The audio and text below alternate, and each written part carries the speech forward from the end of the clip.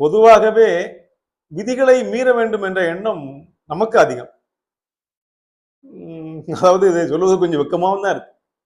ஏதாவது ஒன்று இப்படி செய்யாதே அல்லது இப்படி செய் என்று சொன்னால் அதை மீறி பார்த்தால் என்ன என்ற எண்ணம் இயல்பாகவே நமக்கு உருவாகி விடுகிறது. மேல்நாடுகளை அப்படி பார்க்க முடியாது. விதி என்று சொன்னால், ரூல்ஸ் என்று சொன்னால் அதை தவறாமல் பின்பற்றுவார்கள். இங்கே நமக்கு உண்டு.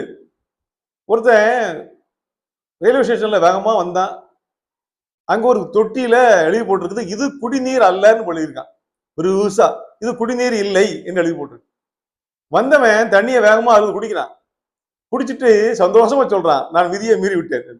அதாவது குடிநீர் இல்லைன்னு எழுதியிருக்காங்கல்ல, நான் குடிப்பேன். இது குடிக்கூடாது எவன் சொன்னா, நான் குடிப்பேன் அப்படிங்கிறான். அது குடிநீர் இல்லை என்று சொல்லியிருக்கிறார்களே, அது என்ன நீர்? பக்கத்துல பாத்ரூம் இருக்கு, பாத்ரூம் போயிட்டு பயன்படுத்த தண்ணி. அது கழிவு நீர், குடிப்பதற்கு ஆகாது என்பதனால குடிக்காதேன்னு போட்டிருக்காங்க. அப்ப குடிப்பதற்கு ஆகாது என்ற நீரை குடித்து விட்டு நான் விதியை மீறிவிட்டேன் என்று சொன்னால் இது என்ன மகிழ்ச்சி இருக்கிறது? சந்தோஷம் என்ன இருக்கிறது? வெற்றி என்ன இருக்கிறது? விதி என்றால் விதிகளை பின்பற்ற வேண்டும் அல்லவா?